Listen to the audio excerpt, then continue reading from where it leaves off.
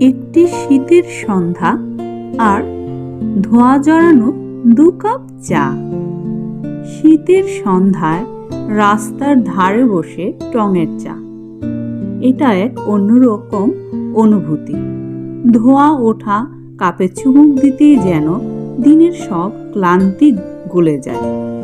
চারপাশে গাড়ির শব্দ, মানুষের ভিড়, তার মাঝেই একটুখানি শান্তি।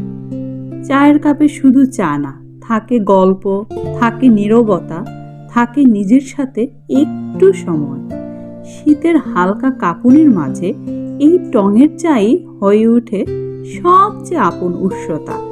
এই ছোট মুহূর্তগুলি জীবনের আসল সুখ। আপনারা খেয়েছেন নাকি? খেয়েও আসলাম, আর বাসায় আমার শাশুড়ি মার জন্য নিয়েও আসলাম। Bye bye.